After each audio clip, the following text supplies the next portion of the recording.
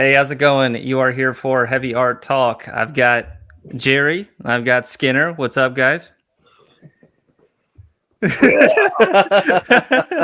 What's up, bro? What's up, brother? Not Beaming much. in. That wasn't bad. I'm beaming in. I'm beaming in. I'm now in your life. Deal with it. What's up, boys? Look at us on a Sunday hanging out. Yeah, it's nice. Just really cool stuff, huh?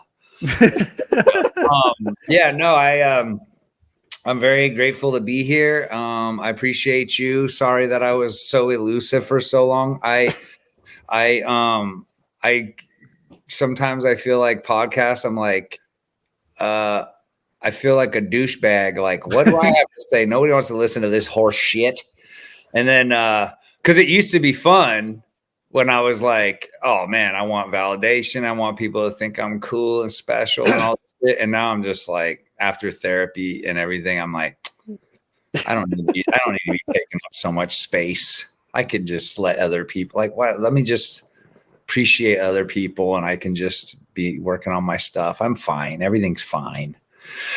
But I'm back here now to hang out. I was like, well, it's an excuse for me to party with Jerry again. Yeah, man. We can hang out, and I promise I won't give you any compliments, so we're good. It's all good. It's all good. It's okay. But you know what? That is one thing in therapy that you have to learn is to accept compliments gracefully and not being an annoying bitch about it.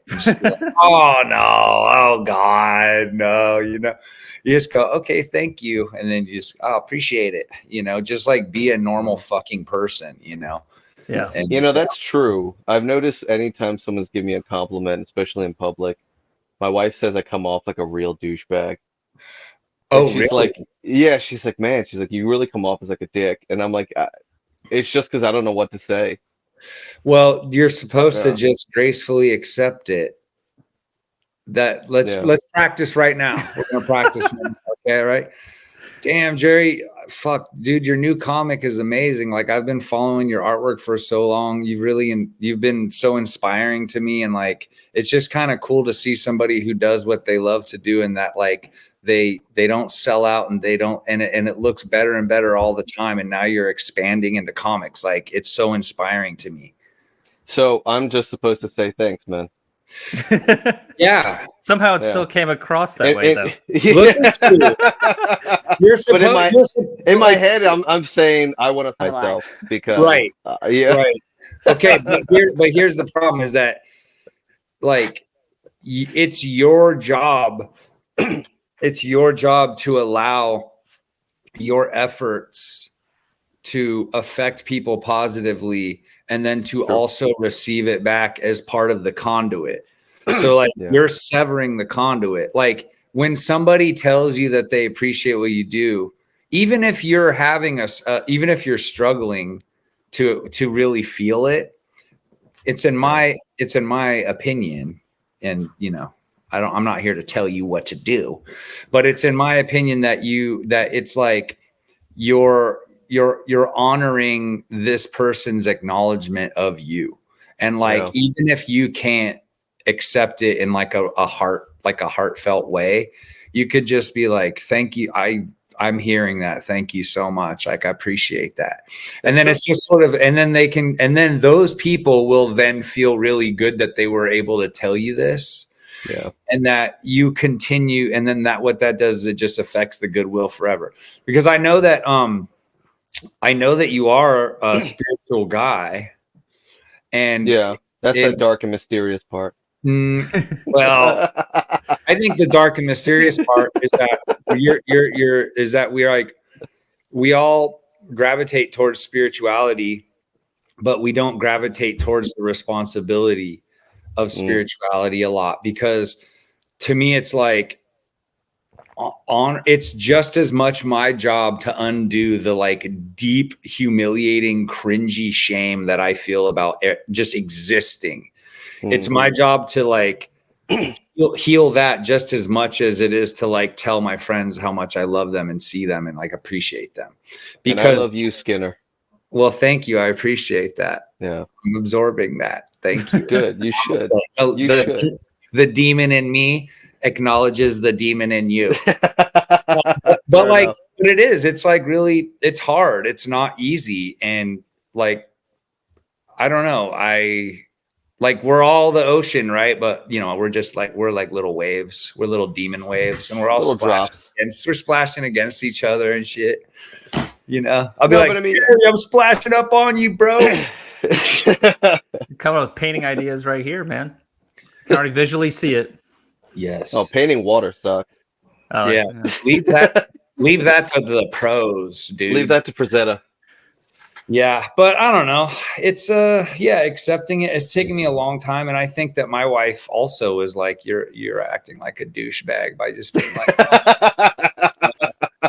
But it's crazy because to be seen, to like be really acknowledged and seen, and like is kind of scary if you're not totally comfortable with what you feel about yourself. Like, and we all. I mean, is anyone truly comfortable with their art?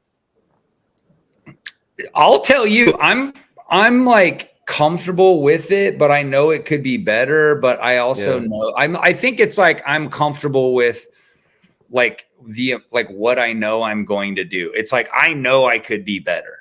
I know, but you know what? That would mean that I would have to sacrifice other things that I don't want to sacrifice.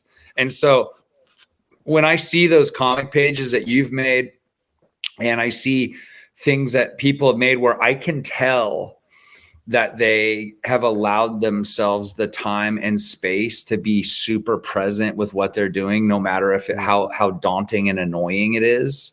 They just did that, and I'm jealous that somebody allowed that for themselves. I feel that. Yeah, because I'm like, I want that. I want to do that. I want to be. Well, you did. I mean, you. I saw you experiment with oils to do the cover of Skin Crawl. Skin Crawl too, yeah. Yeah. It's not that. Yeah, but I mean, those are kind of like, I was like, I got to get this done. Yeah, I mean, we're all like that. We just don't say it out loud. But I mean, you know, but still, I mean, you definitely, you know, you went out of your comfort zone, because I don't think you paint with oils ever. I mean, Only for the covers. Yeah. Yeah, And I thought it was fine. I thought it was great. Yeah, it's fine. It's good. It's good for. I mean, but it's also like accepting it, because I think. I mean, part of the reason that being an artist is so hard is because we have like a level of taste that we have, like what we like about art. And then we also have like the very real skill level that we're at. And those things, those things don't align. And so it's for me, it's taken me a long time to just accept where I'm at and accept that it's sort of a process, and then just like not beat myself up about it and be like, dude, I just have to move on. I just have to keep going. It's not, you know, sitting here and agonizing over everything is just going to make me, you know, a teenager again or whatever. I can't, you know, I need to, I'm trying to move forward. I need things to go forward. So well, they ain't going back, homie. I mean, I know. I'm going to be like 90 years old on my deathbed. I'll be like, finally, I got here. I still feel like I'm 15. You kidding me? No, I do. I feel very, I never feel like I'm cool enough to hang out with the cool kids at that lunch table. Oh, really? Oh yeah. Oh yeah. Who are the cool kids at the lunch table? Oh, I don't know. I've just gotten old enough not to give a fuck. But I'm just saying, if I thought about it, I was like, I'm not. I mean, even in the realm of art, you know, with all the, you know, the heavies that paint that Lee has on his show all the time, and it's really really awesome and things like that. I'm like, I can't hang out with these guys. You know, these guys are up here. You feel less than. Is that what's going on? Yeah, I think that's what I'm saying. Yeah. Everybody exactly on the show saying. says that, though. That's the thing. And yeah, everyone feels that way. Yeah. We need except for one person. Oh, who's that? That was Frazetta. Oh, right. So yeah. I talk about this years ago when shit really wasn't going well in my life, and I wanted to change, and I was kind of getting back into art after years of really not doing much. And for those that don't know, the Frazetta Museum, there's one in St. Petersburg, but then there's also one in the Pocono Mountains here in Pennsylvania. where he moved from New York. They have a big property, and he never left. He moved there, and he never left. Everyone who wanted to deal with him came there. So they got pictures of like Clint Eastwood there, Mhm. Stallone was there, Metallica was there, all that kind of stuff. And so we did a tour, and it's his daughter-in-law. She lives right next door. She sees your car roll up. She comes down. And it was like a religious experience, of course, because you're seeing Mhm. all of these. And once Skinner gets his ass out here to Philly, I'm going to take him there. Um, I'll but go. she had said, like, he was very honest about the fact that, yes, I'm just naturally that good. I don't know why I'm that good. I don't know why I can do it, but I can. I'm pretty good at it, and I'm going to keep doing it because I can make money off of it. Yeah. And that was it. So he's the only artist I've ever heard someone say, maybe outside of like Picasso or something like that, who was just like, yeah, I know I'm good, and that's Yeah. it. Yeah, some of Yeah. his So, interview quotes are just like that, man. Like they oh reinforce yeah, exactly what you're talking about. yeah, Go ahead, Skinner. I mean, yeah, I guess I mean you but that's it's not like I mean there are people who kind of feel like they're preternaturally talented. This seems kind of effortless for them. It is interesting. I know that kind of people. Like I know artists that are in my opinion way more talented than me, but they're a lot more relaxed and they don't really pursue it as much and I'm just like over mm, here like geeking out doing a million things like a insane squirrel or something. And so, it is interesting. It's like I am kind of jealous of that sort of natural. It's always yeah, been hard for me. Always, sure. it's never been easy for me. But the what is it? The harder you work, the things. Oh, what is it? I heard this quote today. When you love something so much, it will reveal its secrets to you. And so if you And really again, I'm the dark and mysterious one, and you're talking yeah, like a but like hobbit if or you like but something that's the like that. thing. If you really love it, if you really, really love something and you go the more you love something, the more it will reveal things to you that you had no idea, Right. angles to it, um how things can be applied, like how we grow, how you can grow as a person. Things really do. I've been shown a lot just by not being so, I don't know, lazy or impatient, just by Mm, kind of working something for a long time and being like, okay, all right, I see what's going on here. mm, And then stuff kind of comes out of it and I go, damn, this is kind of crazy. Like I can't believe it. It's like I don't know, it's just like a surprise, and a lot of people don't give give themselves the opportunity to know what that those rewards are, because they've already talked themselves out of it. Like the art thing. It's like you have a taste. Your taste is up here, your skills down here, and so mm, people get frustrated. They don't move forward, and then so they never find out. And since we live in a culture that basically encourages you to do something, not because you connect to it, not because you love it, and not because it will connect you to other people or get like kind of, I don't know, increase the quality of your life, but because it will get you some kind of money or a job or mm, like you get kind of like a reward that's sort of material. It's like a trophy or something. You know, mm. it, everybody gets disconnected from what the thing is, that all the secrets are lost to them because they never gave themselves the time to love something so much, because it's discouraged, because it's not like you're not going to make money or whatever. And that in art is a huge thing. It's like the biggest example that I can think of, Mm.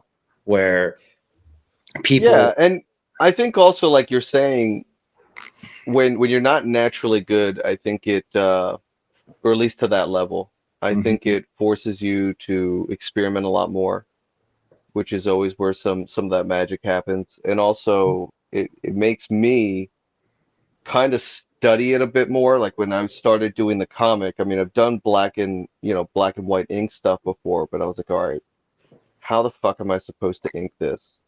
Right. And so I start, I'll look at David Gibbons or I'll look at Carlos Guerra or, Philip Droulet and be like, all right, how did they do it?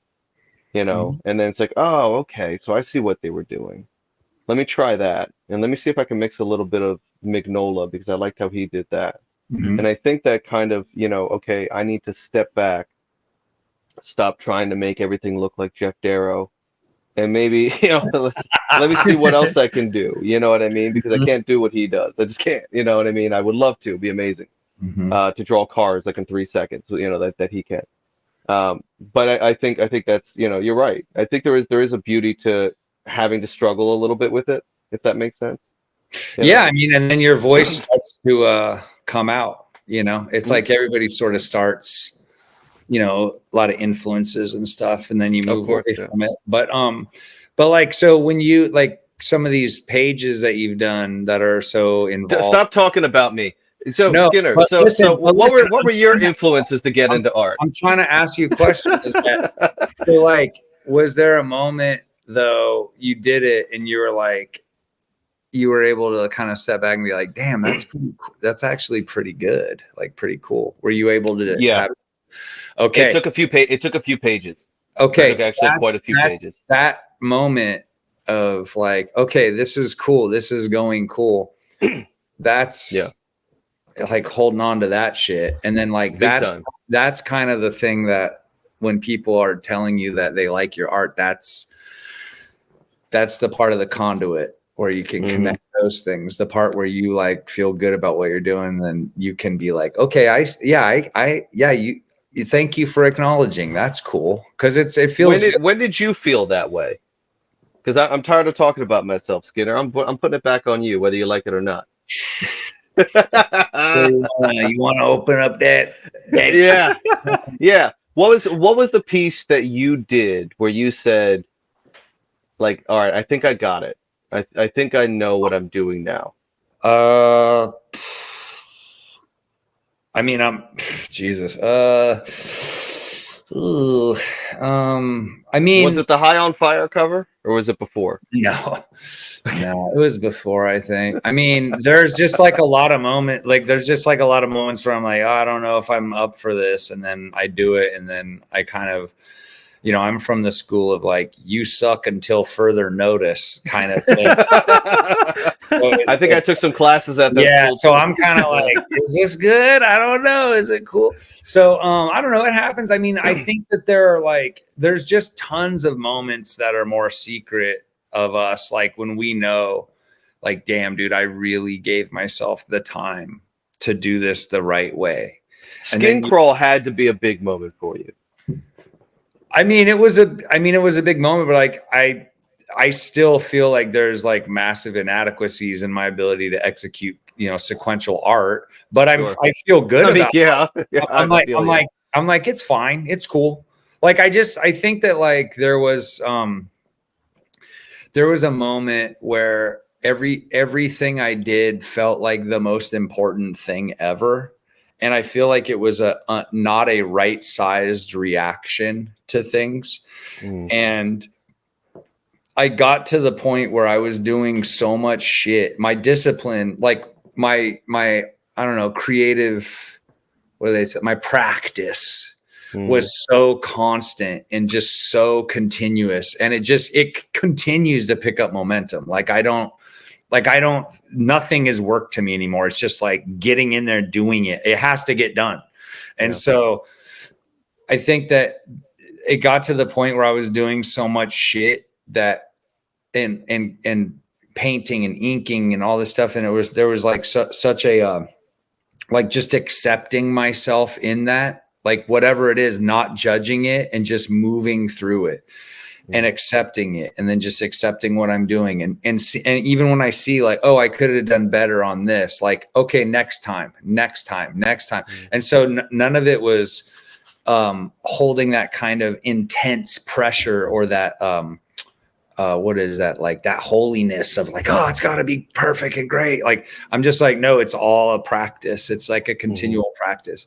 Yeah. And so I just started like doing so much shit all the time that I was like, I'm not even going to worry about like what this is or how this is or whatever. Like I'm already moving through it into the next thing. And maybe some of that is, I wouldn't say it's like virtuous in a way. I think some of it also is because I'm impatient to find out what's next or something, or like, so I'm not, I'm not going to sit here and be like, the way I do it is the way, it's like, I just think that everybody has their way. But for me, I don't know, seeing what I can get away with, and I'll only know what I can get away with if I finish the project. So that's where, and they still pay you. Oh yeah, they gotta pay people.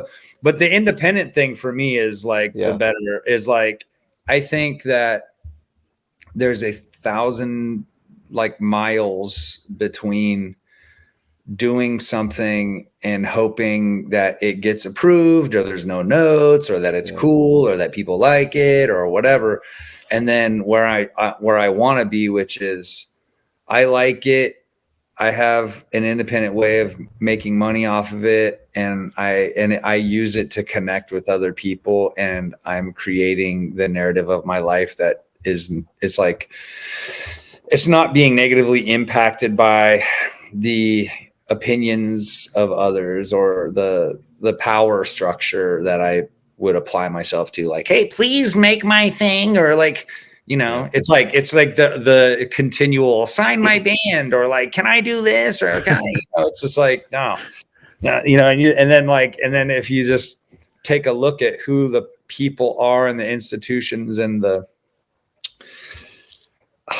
track record of the way things have gone for artists and musicians and comedian, every creative person, you start to realize is a deep humiliating kind of history of us putting ourselves in the hands of others. And so I don't know about you, but like, the greatest artists who've ever lived were treated like dog shit by people That's true. who didn't have like the ability to do anything like what they did. And so, well, I've told this to you to your face before, so I'm going to embarrass you even more in public now.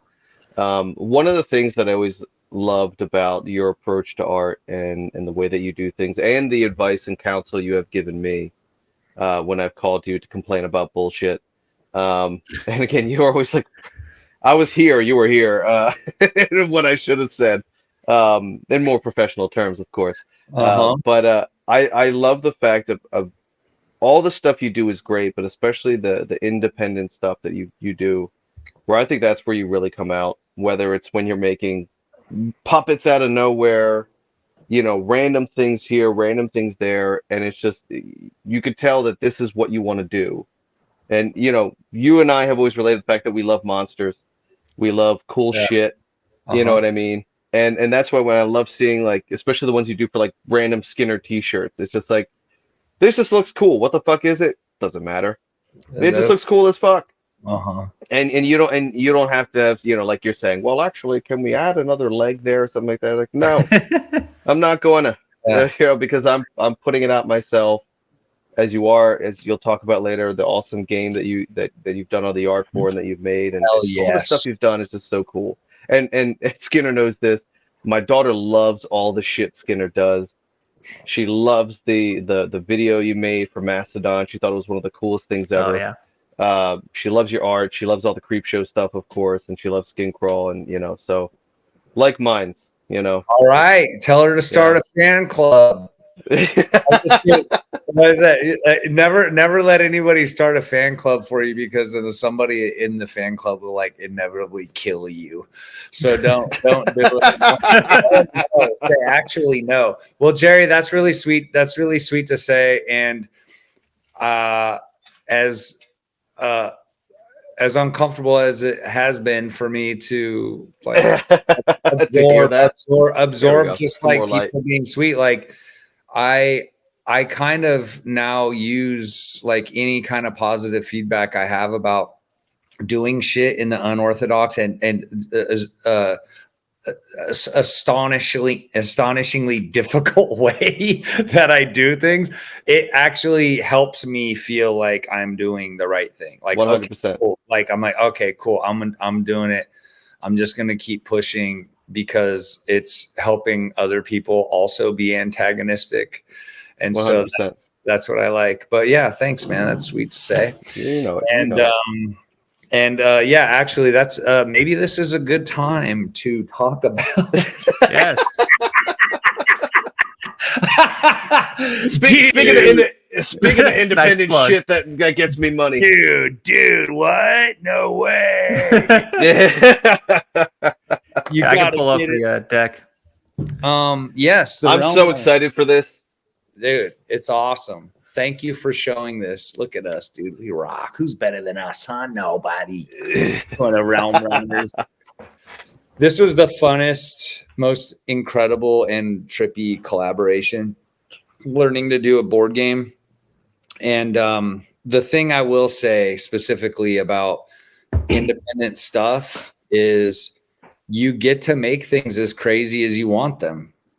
And I just really encourage everybody to try to like see what they're capable of doing. And I honestly, I'm telling you, I'm just a guy. I just like the only thing that makes me different from people who aren't who aren't doing shit like this is that I can finish the thing. I can start and then finish it. Like that's it. That's the whole thing. There's no magic and shit. I'm not like, this isn't like, there's no secret shit. You could just do it. You could do anything. You just have to start and then just stay steady. Just keep it, push it, boom. And then when it's done, you get to be a realm runner, dude. That's what happens. Now I do have a bone to pick with you about this, and that was this your boy Jason was at PAX, which is the board game convention that takes place in Philadelphia. Yeah. And you were not there. No, fuck no, dude. I was drawing these.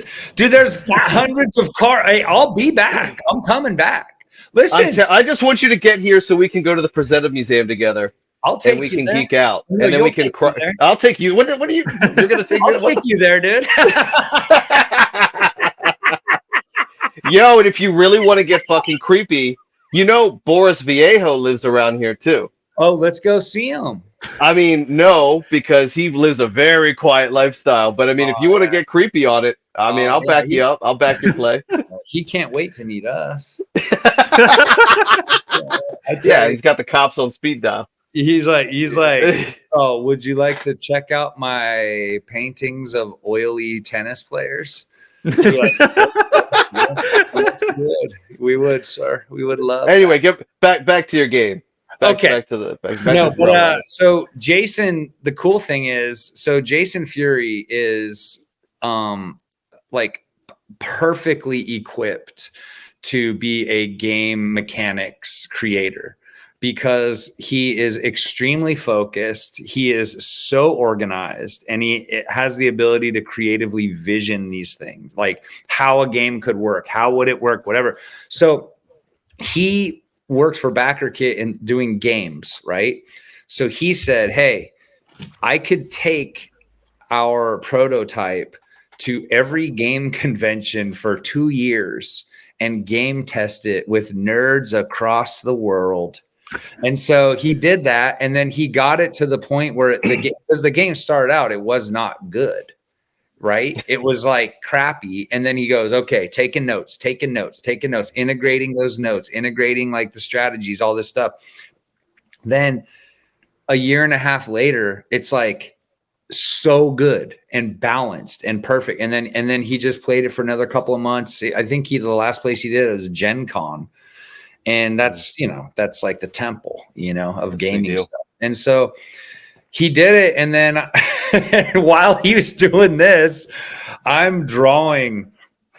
I mean, the amount of art that I had to do for this game is nuts. It's like, it's a lot of cards, man. Hundreds of cards. These realms, you will see these realms are very, and you will look at them. You'll be like, oh, that does look, very annoying to draw. That like it's like nonstop, like illustrations, all this stuff. So character design, card design. I see some Kirby crackle. Oh yeah, so that's the end level battle where Hell you have yeah. to battle. But here's the thing: is like only one of the. So if you play 4 characters or 3 characters, 2 characters, only one character can go home through the portal. So you have to kill the other characters. Dude. And so it's I cannot fucking wait to get it. It's like very much it has that kind of mischief of Mario Kart. I like to say Mario Kart because Mario Kart's so fun. You're playing with your friends, but you're also totally trying to undermine them. But in this game, what's interesting is that if you kind of battling the end level boss is kind of hard. And so you sort of want to keep the other players not totally weak, but you don't want to let them be super strong because then once you kill the end level boss, then you have to kill them to get home. Like it's crazy. Love it. And we made it so that if you're the first person to die, sometimes that happens on the first realm, right? It can be depending on what happens, it can be difficult. So what we did was we said, well, let's just make it so that the first person to die can actually come back immediately if they want as the zombie. And so you can be the zombie, but you don't have any stats. You don't have anything. You can help or hurt the other players. You could do anything you want. You can haunt the board however you want. You can go up and try to battle the end level character. And it's just like a way that we wanted to make sure that people could continue to play. And it has these insane minis that are sculpted by the artist on Instagram, Savage Zombie. He's totally so skilled. He can illustrate, paint, whatever, but he just started sculpting. Oh, so he sculpted them off of your artwork, right? Yeah. That's awesome. Yeah, and but here's like the cool thing is that in the future we're going to do expansions where other artists are going to design realms and stuff. And but if you're a different artist would design a realm, they'd have to actually design like the minions of that realm, the weapons of that realm, all this shit and stuff. So, and the cool thing is that the platform actually could be used with. Like if we bought the license to Lord of the Rings, we could do a Lord of the Rings version of Realm Runners, where at the end level, it's Sauron, Morgoth, or Ungoliant, or a Balrog, or whatever. And then 4 Lord of the Rings characters. And then each realm would be, a different part of Middle Earth. And I mean, we could do a Evil Dead version. You could do whatever. Because the way that Jason like geniusly constructed it, is that it has an infinite, numerous and infinite ability ways that it could be used, and so I don't know. It's pretty sick. We got our goal already, but we're doing stretch goals. If anybody wants to get in on this game, I guarantee you will be very happy when you get it. I'm super pumped. The characters are crazy. It has dice, and I mean I backed mine. Yeah, there's a hard version that you could play too with the 20 side. Like there's so many. I mean, it's rules light, but it's basically we were like, okay, Dungeons and Dragons takes a long time and it's super hard to get everybody in the same spot. Even if you do accomplish that, everybody's there.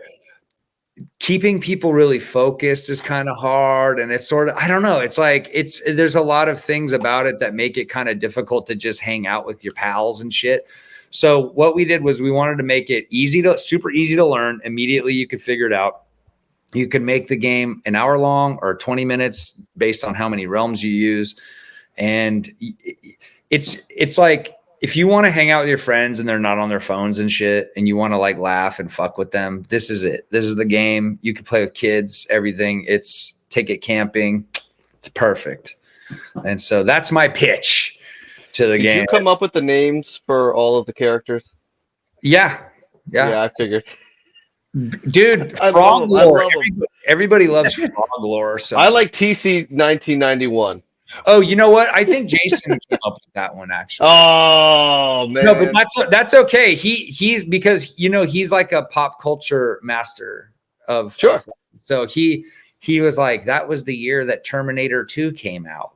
That's And I was why I like, know. okay. That's why I was geeking out about it. But like, there's no way. I was like, the only person who would name something Grimbo would be Skinner. Yeah, I thought that was funny. Huh? Grimbo is the funniest. Grimbo's the shit. I love Grimbo. But there's lore. There's lore about all these characters. It's amazing. And they have they're kind of they each have their own archetype.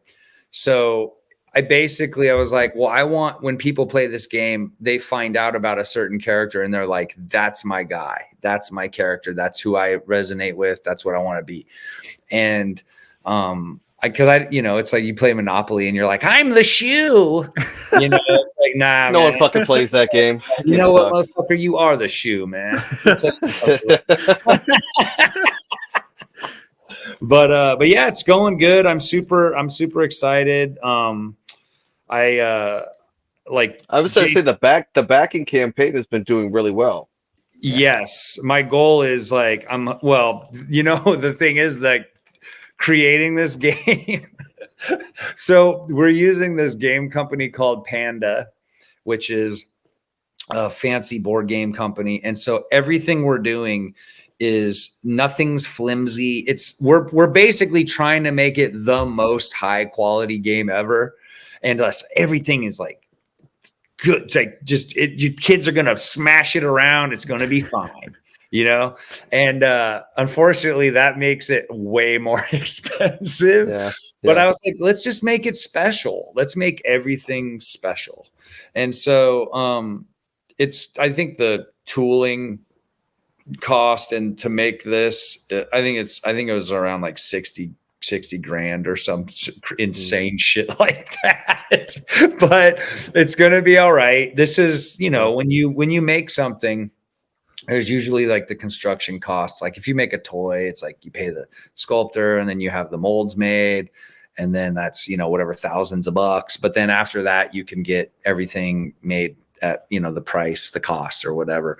But that's why independent stuff and crowdfunding is cool, because essentially just, strange people will make things and it's cool. It's like, back, it used to be that if you're going to play a board game, it would be made by whatever, the Parker brothers or some shit. And you're like, this game's fine, I guess. I don't know. Like nothing's an insane monster freak out, And so that's what I like about crowdfunding stuff, is that it's just regular ass people. And I don't know. I'm a fan of earnest, like nerdy creative people. And if you go on Kickstarter and backer kit, dude, like, I don't know. I'll be like, I'll back this weird comic this guy made about him hiking in the woods and finding some fairy. It's just like, so like some truly earnest, like nerdy person. And I'm just like, my heart, it fills my heart to see people doing this for themselves. And so, I like that. And I don't know. And so, for me, even though I'm a little bit more of an obnoxious kind of like, artist guy who's been doing it for a long time, I'm still trying to earnestly do things that people can get into and feel good about. But it's harder. But you got, what is that? The glory favors the bold, or whatever the fuck that saying. I don't know what that's saying is. You got it. You seem to know it. I mean, Okay. that was it. I mean, yeah. But yeah, I mean, you doing comics, Lee, you doing your art, like every artist. I think there's so much. I see artists and like as soon as I see what they do, I go, oh, you know what you could do? You could do all this. You could do this. You could do this, like whatever. And I think a lot of artists feel overwhelmed and daunted by the responsibility of doing more than just being creative. And that is very true, because I have been extremely resistant to learn the administrative stuff and the bureaucratic behind the scenes bullshit of navigating the logistics of like, should I do this? Is this how much it's going to be? Is this worth it? Can I do? I don't know. It's scary. It's like taking a risk on myself. Like, it's not a safe bet to do independent stuff, but you get a little foothold and then you get another little foothold and you keep going and keep climbing and climbing. All of a sudden, your autonomy is is an endless gift for yourself where you're like, damn, this is cool. Like, okay. And I just want to tell every artist that you will be so happy if you step into the fear and you know, do what you're afraid of doing, because you owe it to yourself and death is coming for us. So hurry up and do something fun that makes you happy. I can back up that everything Skinner is saying is 100% true. Not saying it like in general, but like if people don't think you're being earnest about it, because the way that me and Skinner kind of hooked up originally, you know, I think I bothered you a bunch, and then you were like watching my Instagram stories, and I was talking about comic books, and then you DM me, and you're like, dude, I love how you talk about comics. You really, really like comics. I like comics too. Yeah. You want to come on my podcast and talk about comic books? And I was like, yeah, I'll talk about comic books all day, you know. And you're always trying to get me to do T-shirts and shit. Well, I just you're like, Jerry, you got to be doing more. And I'm like, I know. Well, I just know that, you know, I mean, everybody has to be honest with themselves about what they're comfortable doing. And so but I think what I see is that if you put a little bit of work into it, right? And I think about it like this, like, say even just a shirt, you know, and like a band, you know, bands, and let's just be honest about this up front. Bands and companies don't want to pay you what you're worth because they want to make money off of what they're doing. So you're already going into a relationship or a dynamic with these, you know, outside forces that you understand want you to take less than what you deserve, but you also have to believe that you deserve more than that too. Well, you go, okay, what this dude, they want to pay me $500. You could just sit down and do the math. Like, for $500, how many shirts would I have to sell, or how could I take this art that I would do for them and make it worth my time more? And then, because the thing is that you go, okay, I can, like, it'll cost me how much for these shirts, or I could do a pre-order or whatever. And it's not always going to pop off at first. You have to like build this up, and you have to like massage this relationship with the public, and you have to figure that out. You will find that you can make $500 pretty easy on a shirt if you put the effort in. And then but it's not just about that one time. It's about over time investing in your own, you know, the sustainability of your own creativity and stuff. And then people will like you for what you do instead of like you because you did something for, you know, Mudvayne or whatever the fuck, you know. And so Mudvayne catching strays out here for no reason. Well, I was just trying to think of a band that you love that you've done. What? I fucking love Mud. I do not like Mudvayne. But if you need artwork, feel free to hire me. Listen, I don't got nothing against Mudvayne. All right? I don't give a shit. Well, there goes one client I'll never get. I have to protect my death metal street cred. Here. No, you know, here's something fascinating, and I'll tell a story. I once talked with Skinner. I'm trying to see how I can tell this story without dropping names and all that. But I was having an issue with the client that wasn't paying me a lot, but was also being a real pain in the ass about something. And you know, Skinner gave me some great advice. Of course, every time I tell him, he's like, "Oh, I don't even remember what the fuck I said." But he said, "Look, what do you want to do?" Yeah. He's like, you know, it's, you know, you have to think about what you want to do. He's like, you know, is this what it's going to be? Is this you're just going to be producing really shitty album covers with tremendous amount of bullshit attached to it for very little money. Or you could tell them to go fuck themselves and either ask for more money or Uh-huh. do something you want to do, you know? And it's like, yeah, I really don't want to do this album cover, Mhm. you know? And I sent them a very polite email about it. And I was like, look, this just isn't working. What you wanted is what I painted. Now you're telling me you want something else. You're not paying me a lot, you know? Yeah, I can edit things in a painting, but it's, you know, it's not an undo button. You know what I mean? It's still work. It's more work. And it's like, I don't want to do this. There's other things I could be doing, right? Stuff for myself, or I'd rather do other things. If that means, all right, so I don't get, you know, a few $100s or whatever it is that really that big of a deal in the long end of things? Probably not, right? And yeah, so I tell Skinner the story all the time. That was a big deal because then I had to say, yeah, I don't want to fucking do that. And then I told him, I said, hey, you know what? Tell these motherfuckers, eat my dick. And then, well, I and then did, but I did it in more professional. Ground, and now he's homeless, and he calls me. You told me to fucking. You told me to make T-shirts. No, but you know what? But the thing is that what I could sense in you is like there was a lot of like no energy in you. Yeah. That's a good way. And I think that artists need to pay attention to this sort of like, when you feel that no energy inside of you, or that kind of like conflicted, it's like a conflicted compromise vibe. And I'm telling you, that is a poison seed that will be in you. And then what will happen is you will collect many poison seeds, and you will have them in you, and they will be growing.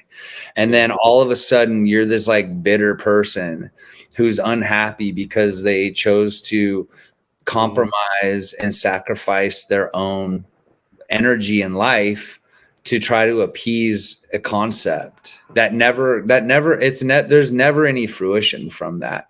And I'll tell you, I think working hard and really being in your own lane that is for you. If you don't, the things that are going to pop up when you're in your yes energy, and I know I sound like fucking Gary V or some shit right now, but I'm like, if you go into like what you want, like who you are, like this is the energy that defines you and your relationship to creativity. At the end of that and along the way, opportunities and things are going to recognize the energy that you have created for yourself in that momentum. But if you're in this sort of like, I'll compromise, I'll eat some dicks, I'll eat shit and like whatever, I'll take less and I'll do this and whatever, you will then be recognized for that. That will be the magnetic pull that people come to you. And I've seen it time and again. and I've lived it. I've fucking lived it. You know, you have to get really comfortable with what you want to do and then be honest with yourself. And then if you do take on like a no job and you're like, look, I just need fucking, you know, I need $1,500 to fix my car. Like, okay, cool. Like did that, whatever. Like you saved yourself, like you did it. You used your skills. It's labor, it's whatever. But it gets real enticing to stay in that, like, well, I know I could like expand the territory of my spirit, but I know how to make fucking money, bro. I'm stacking money, fuck, you know. And then all of a sudden, it's like you're kind of just like a bootleg version of yourself. No, and and adding to that, you know, and I'm sure Skinner's experienced this, and Lee, if you haven't, you will, because it's happened to me as well. Oh, yeah, I'm the Padawan here. Oh, trust me, I'm not bottom of the totem pole, but I can still see the ground, you know. But what I found is, and it doesn't matter art or any business, you're eventually going to get fucked. Someone's going to fucking use you, and it's going to sting, it's going to suck, but you have to do an accounting of saying, what did I do that they were able to take advantage of me? What was it that I exuded, or what was the attitude that I had, or what did they sell to me where I said afterward, I got fucking took, and I got to make sure I don't do that again. You Yeah, know? the boundaries. You got to have like good ass boundaries and be like, Mm-hmm. and know that. And it's hard because there's a lot of like, I mean, just straight up, like I myself included, artists are convinced. Like there's a whole lot of what was like honey buckets or whatever the fuck, where they're like, "Hey, man, you do this, you're gonna, it's gonna lead to this next thing, and you do this, it's gonna be cool." Blah blah blah blah No, blah. you're part of the family, man. You're on the journry with us. Yeah, the exposure dollars. Yeah. Well, Yeah. Bill, Paid if I'm on the exposure. journey, I don't know, buddy. Maybe I'll just watch from my home via I'm good, dude. I got kids. I got too I many got a journeys going drone on. that'll fly above you and I'll watch. No, but I mean, yeah, it's you gotta. I mean, And it's not always malicious. I mean, it's not like. it's not. I mean, sometimes it's. Listen, especially when you're dealing with musicians, and dealing with bands, they're artists as well as we are, and some of them have really, really great forward thinking, like this is what we want to do, and we're gonna do this and that and that, and you're getting like, yeah, this is great, but I can tell you from experience, about 9 times out of 10, it ain't getting that far. It just ain't. So at this point now, it's like that's great. You want to do 20 different things. What are you paying me? What am I being paid to do? One of them, we'll go with the other 19 later. Let's just pay me for this, and then we'll go forward. But yeah, I mean but it's different for everyone. But I always say that you're gonna get fucked over, Yeah. and part of it is your fault. You Well, let yourself get screwed. you have to always know, like you have to like in every situation, the only thing that you could do is really honestly look at where you participated in that, no matter what. It doesn't matter Totally. what. Totally. And so that's the only way to learn, because if you're just focused on what the other person did, then you're never going to learn, because you're just then you just become a dick. well, yeah, it's like avoidance. It's like avoiding the truth of looking at yourself. But I mean, even there's like a lot of like real, like what feel like real simple things that I feel like artists should know. Like if a band does your shirt, like wants a shirt, or if a band or any company wants you to do something, like understanding the difference of like, okay, so this is a one-time licensing fee for this tour, or this is a one-time licensing fee for this season, and that's it. And then once you want to reprint these, then we can revisit this. When they go, hey, okay, we want to pay you for this, and then it's like, if they're like, you have to say these things, or else they'll just assume they could do anything with it. Because if people want more than just a licensing fee, that's a copyright buyout. And then, so that goes from, $500, $1,000, $2,000, whatever, to like $10,000 or whatever. And maybe even more, depending, And so people, like, artists should know, and the more clear you are, the more like, this is how much I'm comfortable taking. And just say it. Say, I wouldn't be comfortable taking less than this amount. Because have a contract. You're putting them in the position, if they want to pay you less, you're putting them in the position to say, well, I don't mind making you uncomfortable. And nobody wants to do that. You start like, I like to use certain language, because then it exposes really quickly where the lines are. And I think that, there just needs to be, maybe there should be like a creator. We should come up with a creator fucking guideline for like just specific little interactions, so that people can, like an artist, if they don't know, You should always have a licensing agreement. I know way too many artists who are even more established than me that are just doing things. Sure, pay me this amount, I send you over the files and stuff like that. It's like, no, there's paperwork, homie. Yeah, I'll send you over a file. It's just going to be one pixel. Yeah. You get an invoice, and you get a licensing agreement that says you have the rights to print it on merchandise. Yeah. But I own it. You do not have it. I can do whatever the fuck I want to do with it. You don't own this shit. Yeah, they don't own. You don't know. You are licensing it. You are purchasing the rights to use it, but you are not buying ownership. And unless you put that into words, actually a buddy of mine's buddy, and now we're getting really distant, does a lot of work for the Sword. And he's gotten the contract. Anything that you print my merchant, my art on, I want it. So they actually did. I think they did like a bicycle, and so they sent him a fucking the Sword bicycle. He's like, I don't need it. He's like, but the point was, you should respect the fact that this is in my contract, right? And everyone owes and everyone pays. And so yeah, it does get uncomfortable. A bicycle. Yeah. That's cool. I love bicycles.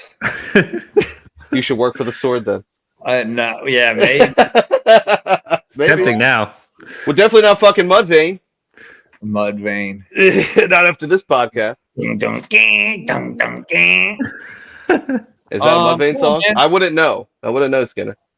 Fuck yeah, right, dude. You have a Mudvayne cock ring, dude. Hey, I might. You never know. Never know. The camera's from the waist up, homie. Mudvayne cock ring. You have to get my wife on the podcast. I don't know. What do you think? She was like, I don't know what fucking hole I just put myself in. I'm digging my way out of this shit. Anyway, back to getting Lee, fucked over. What do you think, Lee? Got any? What do you want to know? What's going on with you, buddy? You haven't said nothing. Talk about cock rings and shit. I'm laughing, man. Oh, no, I'm along for the ride, dude. I mean, you guys obviously know each other well, and Jerry's asking a lot of good questions. So well, that's because I know Skinner won't talk about him fucking self. Well, I don't. So I got to force you to. I don't mind talking about myself. It's just mostly that, like, it just feels like it's like a series of things that, like, I do only like to talk if I'm like, well, somebody can benefit from this or something, because sure.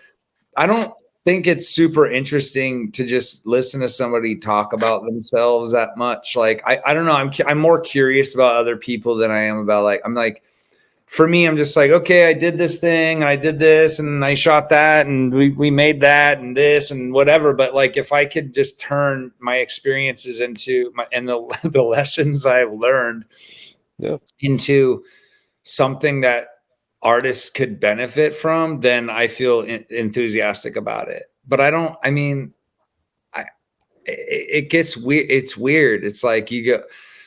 We're supposed to do like I go hang out with like normal people sometime, like, sometimes like Christy. Well, my wife, she works at UC Berkeley, so like every once in a while, or just around, like, just regular gatherings of people, and I go like they're like, oh, so what do you do? And I'm just like, I do illustrations for like skateboards and stuff. Like, I just pick one thing, simple thing that I feel like that they go, oh, that's crazy. Oh, cool. Like, oh, this, like, I go, oh yeah, this company, that's pretty fun, whatever. And then I can just get back to asking them about, what do you do? What do you like? How, whatever. Like, and then I feel like I don't know, like I didn't have to sit there and just. It's embarrassing. It's embarrassing to be like, well, I'm a very ambitious little busybody, and I'm trying to make movies. I'm trying to make horror movies. It's about trauma and everything. It's all, but it's mostly just demons and horror things and myths and stuff. And it's like, I feel like, I don't know. I just. I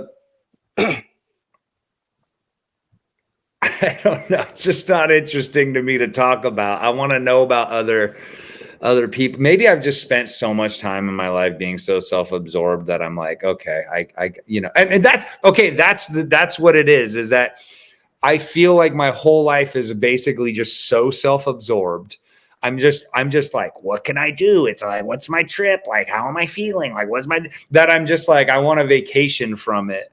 Mhm. And I'm just like, what do you do? Cool. Oh, you like, yeah, you play disc golf? That's awesome. I want to play. Let's go. You know, it's like, No, you don't. I love disc golf. You fucking kidding me? Well, Dude, you are in you don't California. know about me. I love disc golf. Okay. I love being stuck in traffic. And I love like gossip about finding out like people's lives. I have no idea anything. Of course. Oh, hell yeah. Yeah, that's It's pretty the interesting. You're married. I mean, that's the best part about marriage. What happened? Oh yeah. Like I felt like I met this dude this last weekend, and he was telling me about his son who's young he's like, I've known my son was gay since he was a baby, just the gayest baby ever, like so good. Came out, and I was like, oh my God, this is amazing. How did you know? Like what happened? Like how did you, like, I'm just like, tell me about this. Like this sounds fascinating. And then and he's like, oh, well, he just like makes fun of my clothes all the time. He's really young. Like, I'm like, oh my God, what did he say? Like, I have to know. Like, I just feel like I want that feeling of being excited about hearing about shit, because I do feel like my life is as fun as it may look, is just spending time alone constantly and like just being like, okay, now what am I going to do? I got to finish this thing, get this started, go here, send this file and fucking do this, you know. So Y'all think I lie when I say I don't leave the house that much. Oh, no, you go I on know your walks now. with your dog. Well, that's true. Yeah. Comics. Yeah, but I mean, I go to work, I come home, and then I go back to work in regards to painting and drawing. And because I like Dungeons and Dragons and comic books and Yeah. wrestling, people are like, "Oh, you must be really interesting." I'm really not. I really don't lead an exciting life. I think you're cool. You're You like know? a cool dad, though. I like how you. Yeah, I have kids, so that gets me out of the house. That is true. I don't But think my kids think I'm that cool. Dude, I did get points for knowing you. I mean, that helped with my daughter. you're like, We're at I'm a old guy. we were at the comic book shop, and my daughter really got into Creep Show because of the TV series on Shudder, and she's really into horror, and she's really into gross and sick stuff. I wonder where she gets it from, and she really Creep Show. I said, oh yeah, I was like, I know the guy who does the variant covers to that. She's like, oh, what do you mean? I was like, yeah, I know him. His name is Skinner. Like she's like, you know him, and I'm like, yeah. Yeah. So that gave me some cool points, Until I somehow am involved in Fortnite, I'm not going to be cool with my son. So, Dude, that's my just how it goes. nephew plays Fortnite, and I'm just like, can't we play like GoldenEye or something? Like, How about Golden Axe? Dude, I'll play that? Golden Axe. Fuck yeah, dude. Again, if you come to Philly, we'll play Golden Axe all night, baby. I'll come to Philly. Yeah. I've been to Philly one time for like 2 days. I was there, or a day or something. I was filming something. It never got finished, never got made, but I was a weird wizard man. This guy in this show. But no, I'm working on a video game. It's a side-scrolling beat 'em up. It's like Golden Axe. It's called Flesh Haunted Lords. Hell yeah. I'll send you the link to watch the intro part. But definitely. It's pretty sweet. Yeah, that's the next Kickstarter thing, and that's the next thing I got to plan out in May.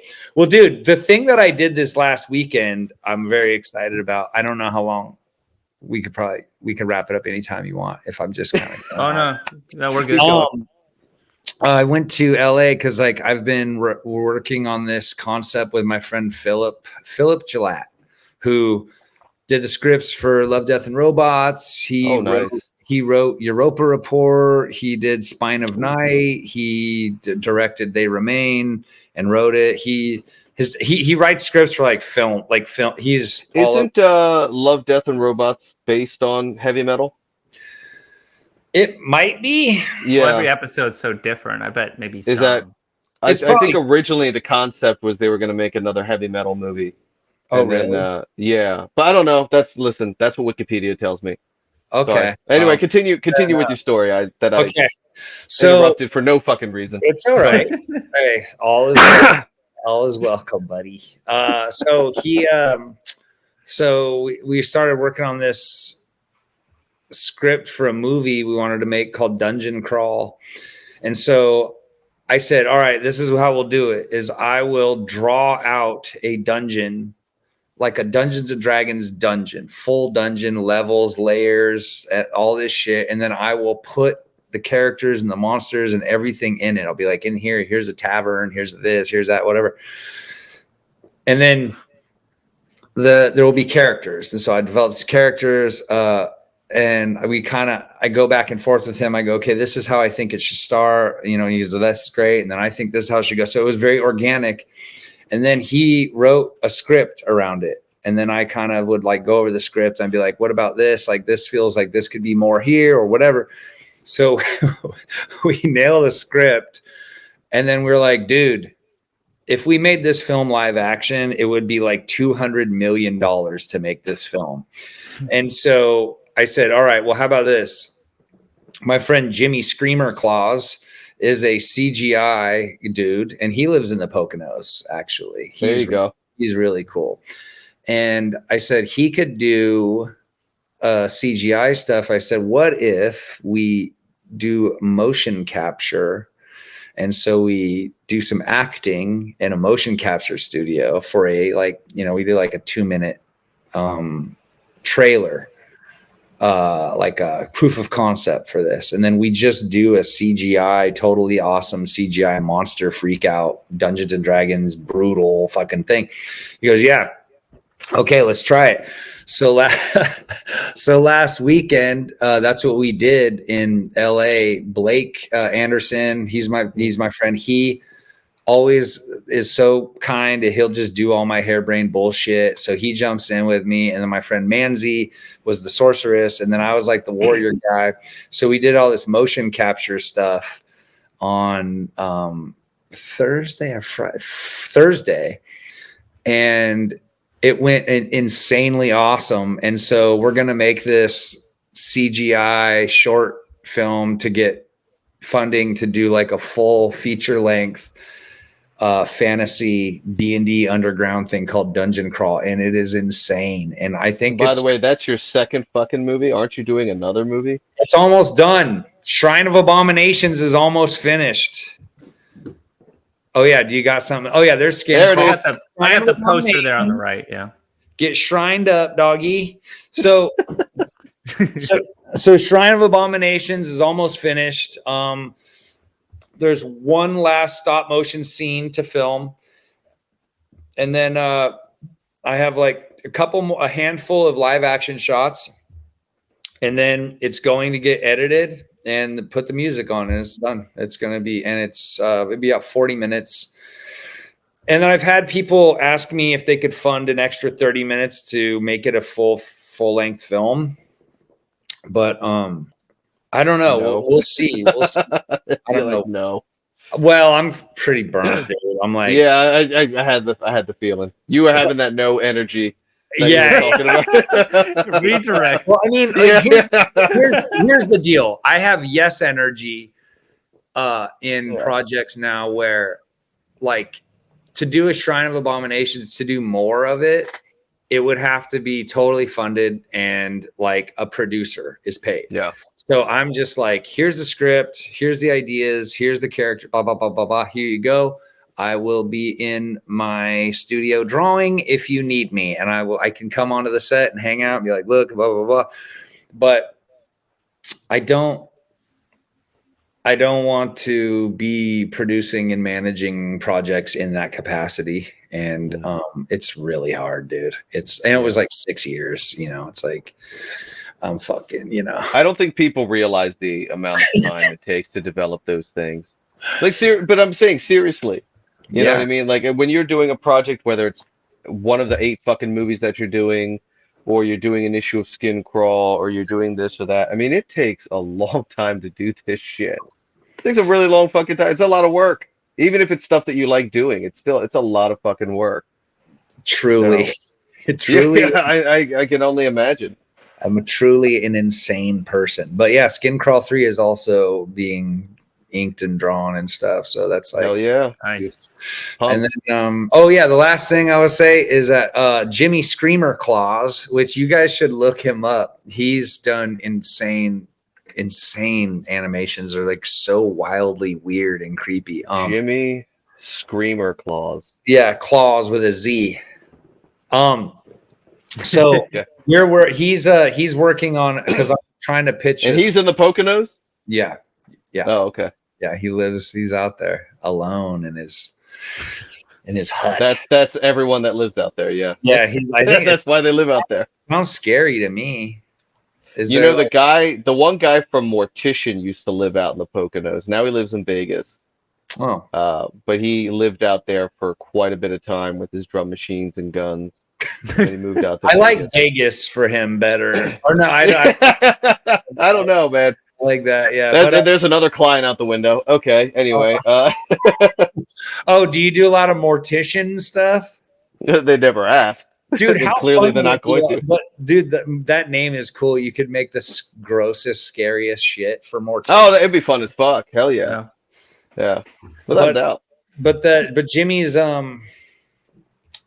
almost finished with we're working on a skin crawl pilot for I want to do a anthology series where every episode is a super strange, weird adaptation of my stories by different creators. So one would be real puppeted and weird, and one would be live action, and then one would be different animations. And I'm having an animatronic Raleigh, the hand being made so right badass. Now. He's like, whoa, whoa. And this dude does animatronics. Greg Ronowitz down in LA. He's awesome. And then I'm going to do the intro and the outro, and then try to pitch that as a show to do it. It would be a 25-minute show, I think. 'Cause then you have commercials. It'd be a half hour, but 25 with commercials and stuff. And I love how you embrace puppetry. We talked about this before. I used to love the Storytellers show with Jim Henson, and Jim Henson in general, but especially those, because when you're into weird shit like that when you're a kid, that's what your mom will let you get, that she knew of. But world, yeah, dude. God, they were so good. Yeah, I don't know. I mean, they kind of just, something. I mean, I don't know if it was Jim Henson died and then everybody is okay, I guess that's it. I think honestly, I think that's what happened. They're well, we don't have to deal with this shit anymore.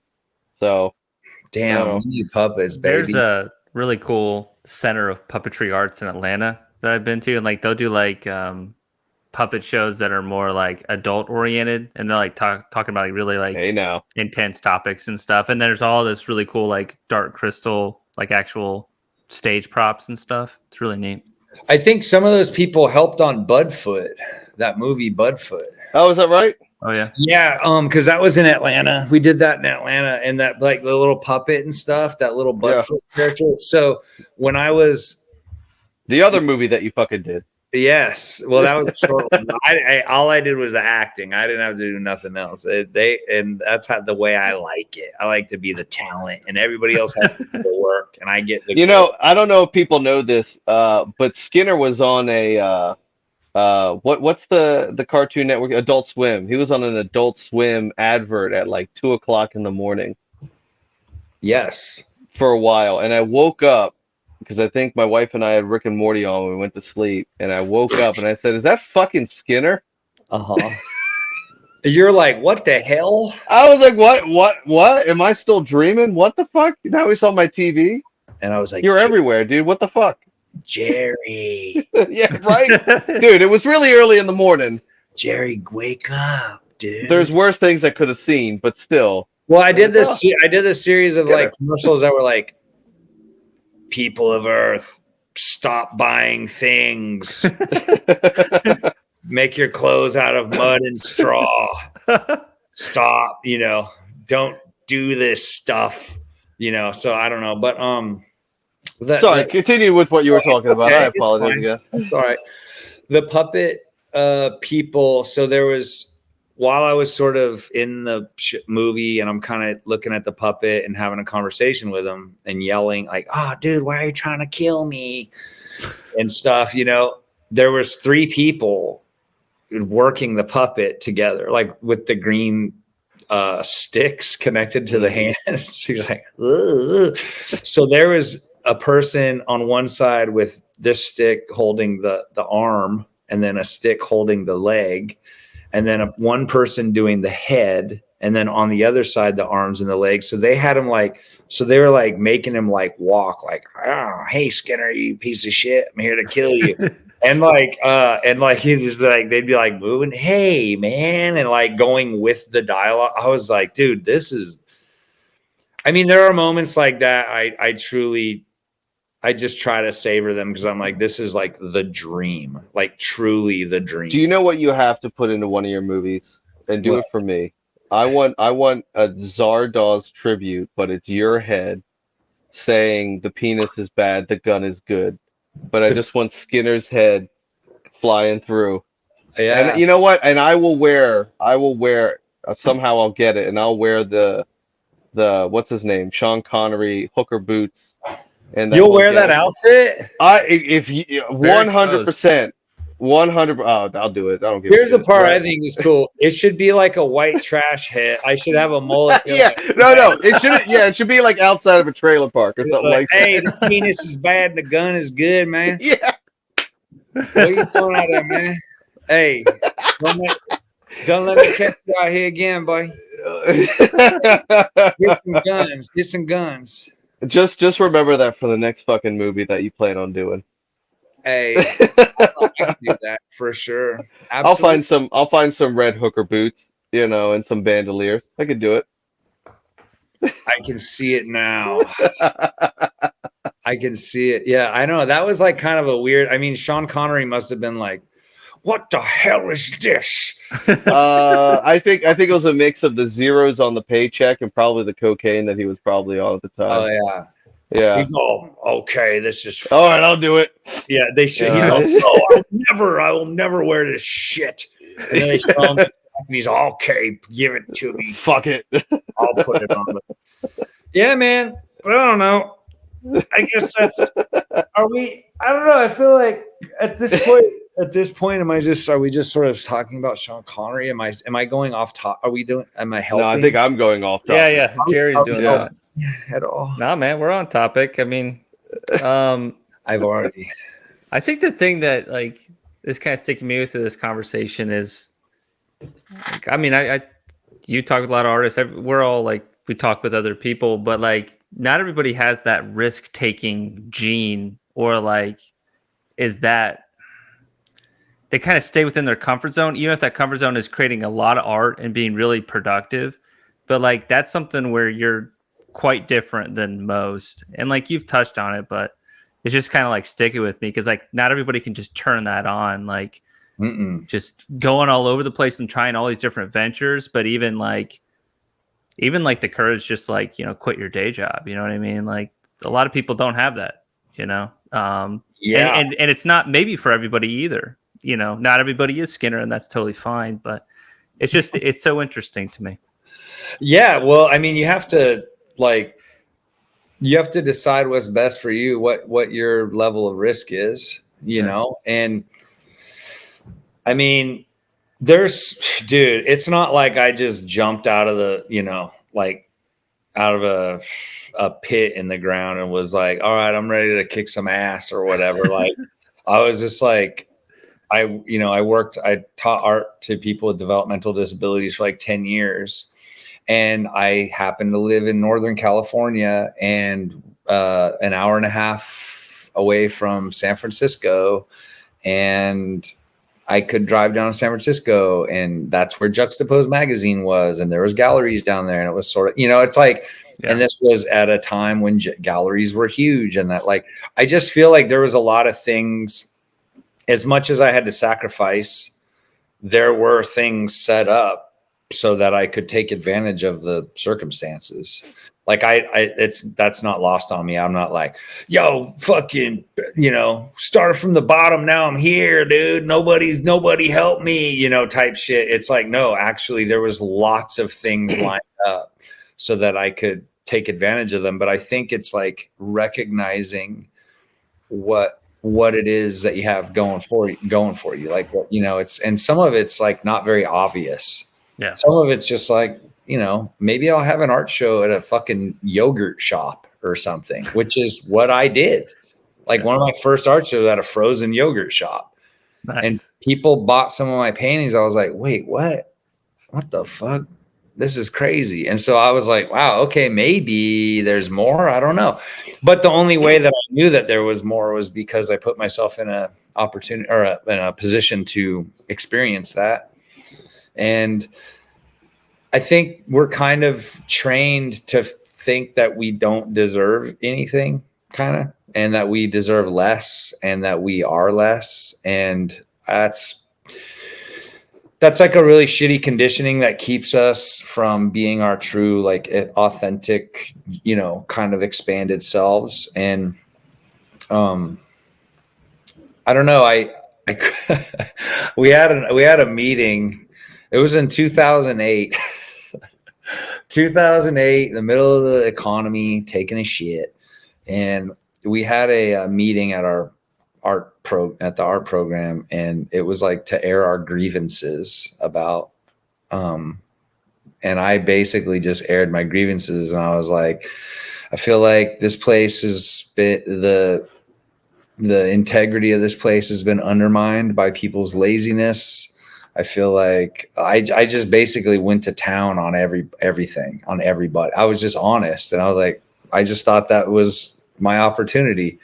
But then by the time I was done, like people are crying and shit, and I was like, what? If you're taking it this personally, like this is for you for sure, Right. And so I was mad because I'm like, these are people with developmental disabilities. Like they don't know when we're phoning it in or not. And if you're phoning it in, that's like basically like, what are you doing when no one's looking kind of shit, And I'm like, that's not the life I want. So they're like, okay, we got to let you go. I was like, all right, like whatever, it's time. And then I got unemployment for, I don't know, like a couple of weeks. And then I accidentally filled out the thing wrong. So they cut off my unemployment, the card. And then I was like, fuck. Well, I guess let's just see if I could do it. And then I was like, I mean, I had built a house, so my mortgage was kind of cheap at that time. It was like $700 every, month or whatever. That's really fucking cheap, dude. Yeah. I know. And I was like, well, let me figure this out. And so this was in Sacramento, so I was like, okay. And then I would talk to my mom, and since I was like, I don't want to be a burden on anybody, I would borrow, $60 a week, and then basically eat a burrito a day, and because I had it worked out for like, this is how much I need for a week's worth of burritos. Like it's 7 burritos or whatever, and then I would pay her back at the end of the week, and then I would borrow $60 again on Monday. And then she's like, I can just give you money. And I'm like, no, because I won't learn, and I won't have the hustle and stuff. And then over time, I just kept my little grind up and just kept going and going and going. And then like, I was like, okay, maybe I could do this. I don't know. And so like, even though, that was like a really scary time. I mean, I had a lot more energy. I was 30. So I was like, oh, hell yeah, dude, I got this shit. But like, it's scary to quit your job. And I don't know. Again, $700 a month for a mortgage is like, that's so cheap. Like that's the difference between me probably being an artist today and not, is like having there's so many things at play all the time that you have to see, you have to stand back and look at them all. And I mean, when I was sharing a studio with Frank Kozik, and he would say, things like, I would be like, do you believe in art school and stuff? He's like, no. He's all, no. He's all, but I think what people should do is take out a loan for how much they would go to art school for, 80 grand, 100 grand or whatever. And then just start your art career with that money and then just go.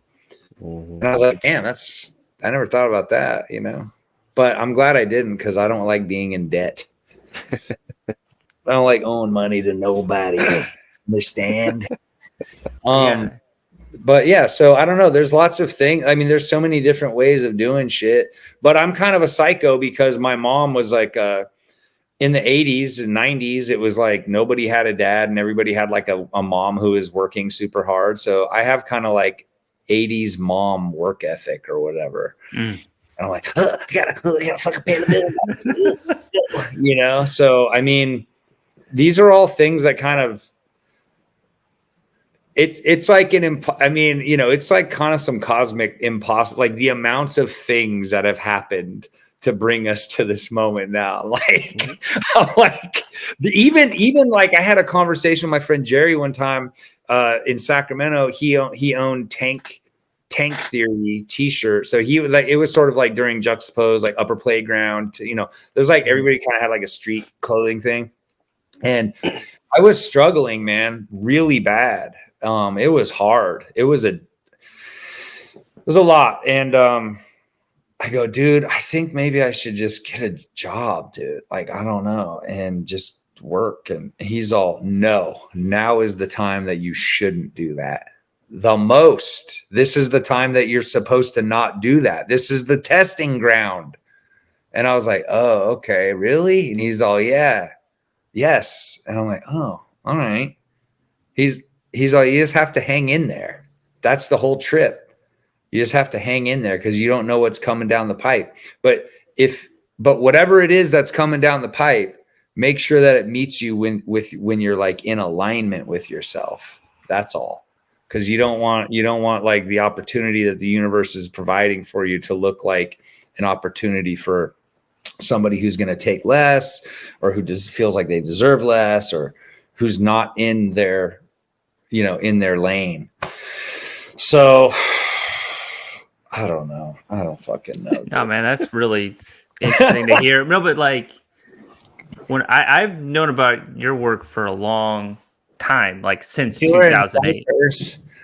Since 2008? Yeah. So like I found you when you were around that level, but the thing is, like, I didn't go to art school, I didn't do any of that stuff, but what I was doing was like kind of psychedelic doodle drawings, right? So then I picked up a Juxtapose just randomly, and a lot of the stuff I now would be like, oh, that's amazing, but my mind wasn't there yet. But I saw your stuff, and I was like, if he can do it, maybe I can. Really? That's awesome. No, dude, like, you were like the big inspiration for me, man. Like, seriously. Thank you. So, thank you. Dude, that's really beautiful. That's really, I mean, that is, I mean, I know how much my life was changed. When I saw my friend Alex Pardee be in Juxtapose, and I was like, wait a minute. Holy shit. There's like a little room for us in there. Like, okay. And I mean, I do truly feel this way. Like, if I could do it, like pretty much anybody could do it. You just have to kind of be like hard-headed and just get your ass in there and like grind it out. But like, dude, that's awesome. I feel really stoked that the impact that you felt that impact in that way. Yeah, that's man. freaking cool. Cause like, I didn't really get art as much as I just knew how to draw. Like, I was one of those kids who, like, I wasn't raised by artists or anything, so I kind of found my way by just enjoying drawing, and like Jerry too, like comic books and like video games and stuff like that. That was my art. So then I see somebody in like an art magazine that's doing psychedelic monsters. I'm like, holy shit, I've been doing this my entire life. Like, maybe there's a path. So yeah, man. That's cool. Yeah, my pleasure, man. No problem. I'm glad somebody got something out of it. It's because like I do meet sometimes people who are like they kind of are in disbelief. You know, they're like, wait, how are you doing? What is going on? Like, how do you just do this? And it is truly the most mystifying fucking thing to be an artist for a living. It is like, how's it going to work? I remember I was really struggling so bad. And I had like really brutal depression, and like, it just feel very meaningless. And why am I doing this? There's like there's nothing around that's showing me that this is the right move at all. And then my dad had killed himself, and I was like really in this sort of kind of just like tripped out, deep introspective place. And I was at a like a party, and I was like, I don't feel good. Everything feels really bad, and I don't know if I'm doing the right thing, and blah blah blah. And I was like, all right, I'm gonna look at my phone. It's like a piece of shit. And then I looked at my phone. I looked in the email, and there was an email in there from the art director of Adult Swim, who's like, hey, you want to do some you want to do a Dr. Roxo wallet, design a Dr. Roxo wallet for us? And I was like, what? Yes, I do. And then like, I was immediately like, yes, tell me what we need, like whatever. And I was like, okay, it's the one lifeline thing that I had. And I was like, cool. And so it started like a working relationship that I had, like a really cool working relationship with Adult Swim, and that guy in particular, Brandon Lively, the art director at Adult Swim. And like, you just kind of have to sometimes have sort of a blind faith that what you're doing is that it's worth sticking with. And that's like that's maybe the hardest thing, is just to feel like, you know what, this is just what I'm doing, and I'm just sticking with it. It's hard. And, making money, it's like, I'm not above doing something I don't want to do to make money. I just try to do less and less of it as I can. But like, if you're at a different place in your art career, like, there's no shame in taking a job because you want money, like, at all. Facts. And you just have to do what you can do to we're all, every farmer has to get up and work the land, man. Mm-hmm. So you have to get up, you have to till the land. It's not easy. And then after a while, there's a little bit of fruit starts popping up. And then you go, okay, all right. And then you just do it season after season, and you just battle on. And I don't think I've ever met an artist that was like, I went to art school and then I got a job and then I did this. I'm being serious. Like, because I'm scared. Like, yeah, I feel like every artist has the same thing, where it's just like, my life was really shitty. I realized I really wanted to do art more. And then something happened, and all of a sudden I got this gig, and then that led to this gig, and that led to this, Yeah. Oh. And it's just like, oh shit, how the fuck did I get here? Like, what? Yeah. Okay, and also, that like, all happened. Yeah, just doing, like, I think too that it's so obvious to me that artists who are so in their own lane, like doing their own thing so good, that's the best thing that you could do. I think that's the thing that's going to make you stand out the most. And I'll see artists. I don't know if you see this guy, the creep from 6 Feet Deep. He's a friend of mine. Yeah. Tyler. Okay. Yeah. Astounding. Like, kind of came out of nowhere. Yep. To me, because I'm like, what? Who's this motherfucker? So fucking good. And I'm like, this guy's young, and I'm like, dude, this is crazy to me. That just was like, I'm just doing what I do. This is what I do. I love what I do. I do it like this. I love Virgil Finlay. I love old, like, Weird Tales shit. Yeah. Just deeply in their own lane. And I'm like, it's only a matter of time before this is like the most popular artist, because of just how good, like it's just they're in their shit, you know. It's like Aaron Horkey, just so in his own lane. So, you know, it's Mike Sutphin, just people who are so fucking good at what they do that they're undeniable. And so I think that we're kind of past this like trend. We're sort of at the dead end of Western civilization where like everything's mishmashed up and everything's everything. And so you might as well just be super dedicated to your own rhythm and be in that shit, because that's what's going to work. That's, you know, that's what's going to definitely, in my opinion, that's what's going to work. And if you get pulled out with those like tornado of bullshit and influence and care, freaking out, like, oh, what am I doing? Who's this? Blah, blah, blah, blah. It's just like, just be in your shit, just be in your lane. Cause that's more of that farming I was talking about. And so, you know, I think it'll work out, but like the hardest part is having that faith. Cause I mean, you know, I was like, dude, I gotta fucking, this is not going well. And if I didn't like have that, I guess, leap of faith around shit, then maybe you wouldn't have seen the juxtapose where you saw that somebody did something, and then maybe you wouldn't have been encouraged to do your own thing. So it's like, we're all connected. Everything's connected, you know, more of that cosmic shit I was talking about. But we're all connected. We're all our own person, but we're all totally connected to each other. That's why I think it's important for us as artists to leave our door open for anybody to be like, hey, I have this question, or what do you do, or how would you navigate this or this and that? Because we don't need to be competing. We're not competing. I want to see you do good. Yeah. Solidarity, buddy.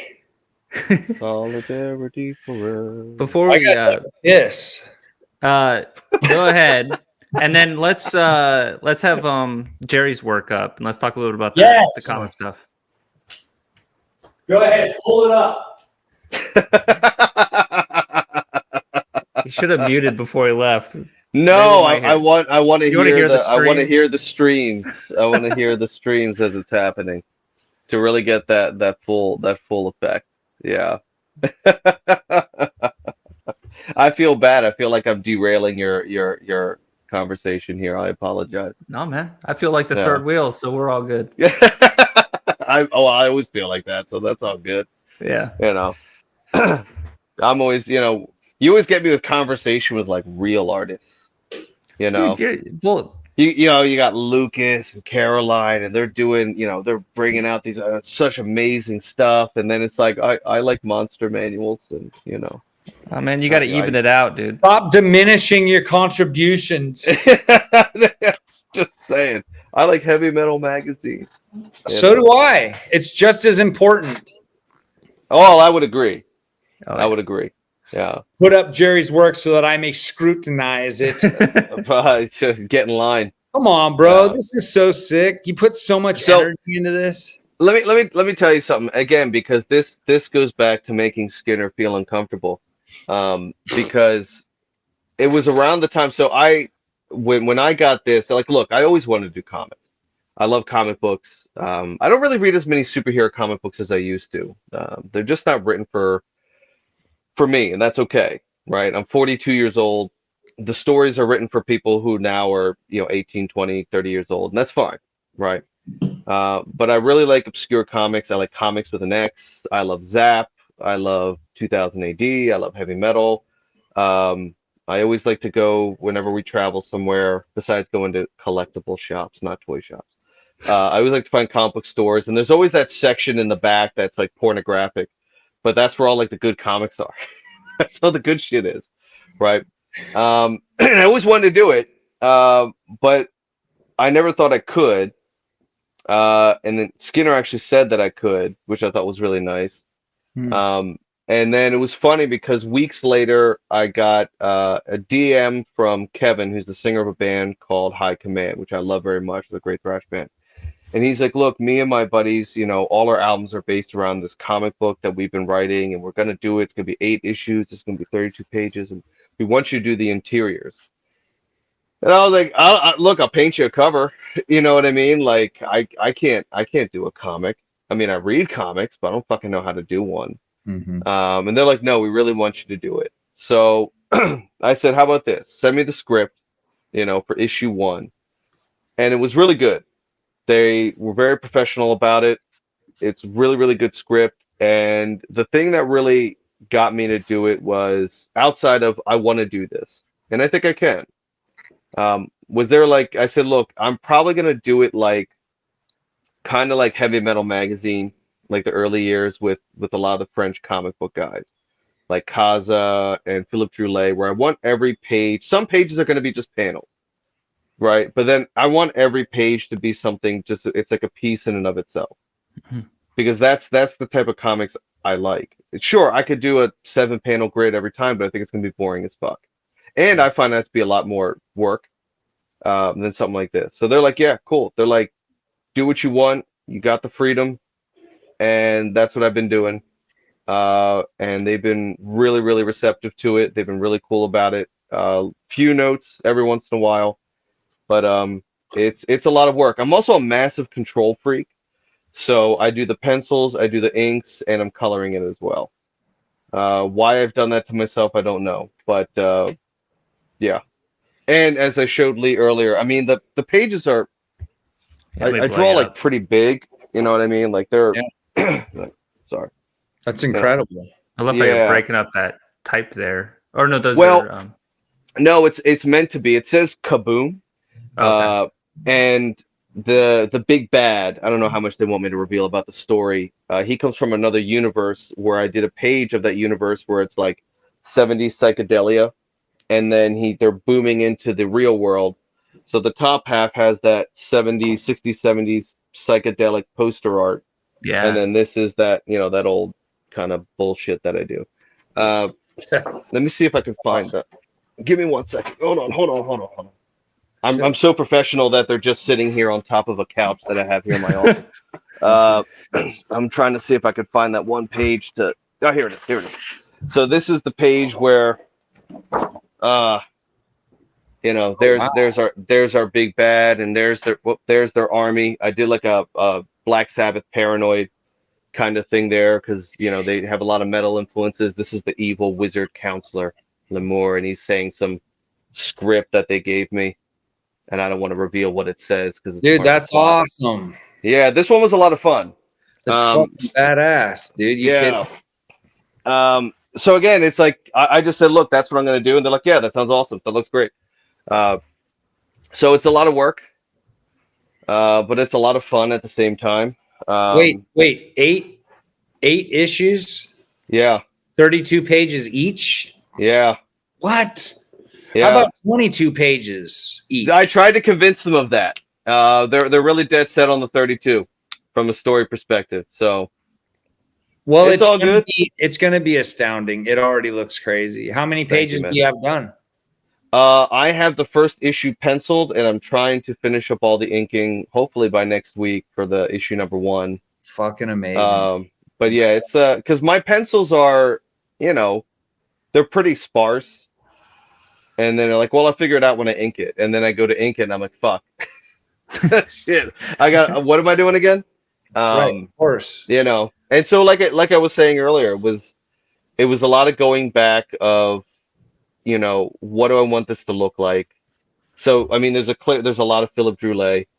There's Costa. a lot of a lot of Kaza, a lot of Carlos Esquiera because I love Judge Dredd and Strontium Dog, and the way that he would do lines a little bit more aggressively than Mobius. Mobius was very sparse with a lot of what he did, but I feel like Carlos Esquiera was a bit more. Plus, the dude's wearing a helmet, so I look at a lot of Judge Dredd because it's got basically the same structure, But actually, my favorite page is probably the first one with the marionette with the puppets. Yeah, that one's awesome. Yeah, because that's our hero, Dikeptor. That's a puppet. That's a marionette puppet, and he's all in wood. And then that's our big bad over there, and that's another wood puppet. And I had to draw all these fucking kids, Just like marionettes. Dude, so pipe.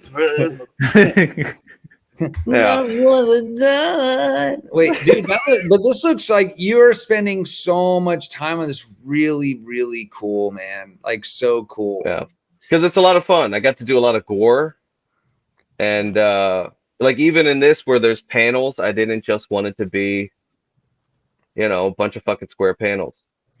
No, it's truly beautiful, dude. I'm really excited. I can't wait. I want to check it out, man. I'm thank you. I appreciate it. Yeah. It means a lot. It means a lot. Dude, Yeah. I'm pumped. Got me wishing I could spend some time like this. I want to like do all this crazy paneling. But you know what? The joy of doing this is totally coming out from you. Like, yeah. Thank you. I can tell this is the thing you want to make. Sure. Yeah. Dude, it's so cool. It's fucking I love to paint, and it's amazing. One day I'll be as good as Brom, but I mean, again, like you feel the same way. I mean, that's what I wanted to be when I was a kid. I wanted to be Jim Lee. Oh, Jim Lee was your guy? Yeah. Come on now. I'm sorry, we all can't be a big fan of fucking Dan Keough. Right. Dale Keown rocks, dude. He's bad. No, he was great. Pitt was the shit. I love Pitt. But Jim Lee was my guy. He's a wonderkind. He's like the greatest. I mean, who? Dale Keown? No, Jim Lee. Oh, sure. Jim Lee is amazing. But I like Dale Keown. I like the Hulk, man. I'm a Hulk. I know what you like. Don't I'm letting everybody else know. It's Hulk.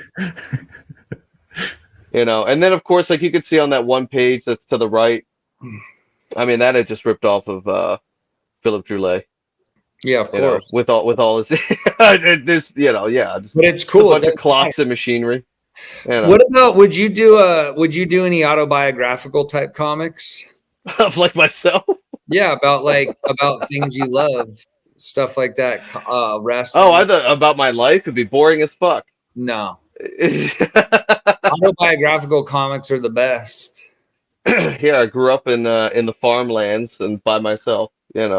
Well, I think even just you talking about making comics and stuff, but I think that you have a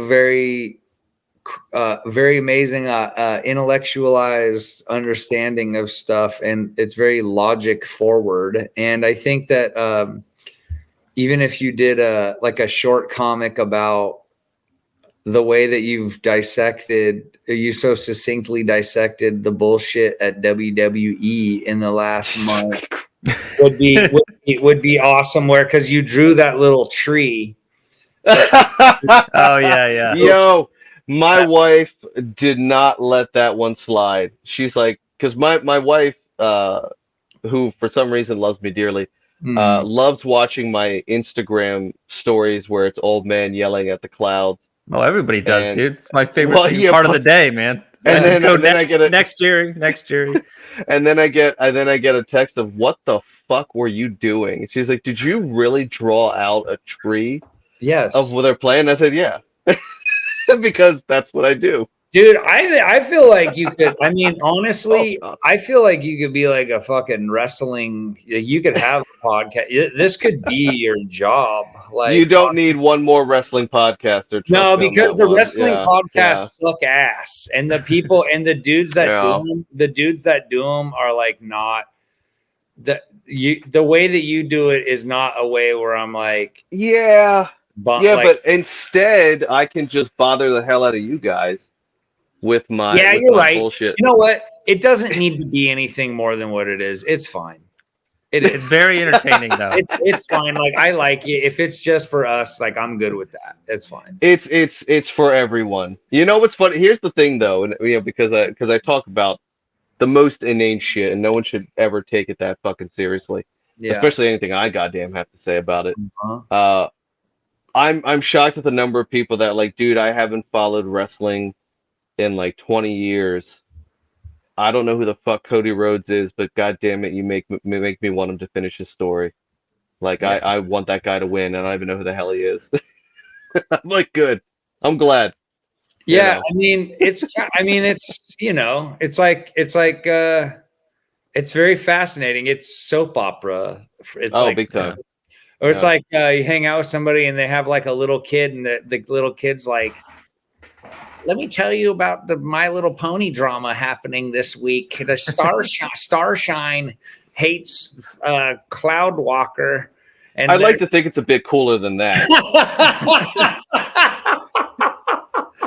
For me, probably not for anyone else. Like, who the hell is these people he's talking about? There's like little kids that are like looking at you, they're like, oh, whatever, dude. Oh, big time. Oh, well, man. No, but if I'm out in the world and people are talking about wrestling, I get really uncomfortable because I just gravitate my way over there. I go to my friends' houses and watch like wrestling events and stuff. I have some friends that are like really keep up with it and stuff. My buddy Paul. And I go and I basically just ask questions. I'm like, why is this person here? Like what, like all this stuff. And I'm like, I'm truly annoying because I'm like, it's like a guy steps out of a time machine and is like, why are these people, why do they look the same? Like why are they boring now? Like, remember the guys I liked were different, and so, but it does. You got that old man haterism in you.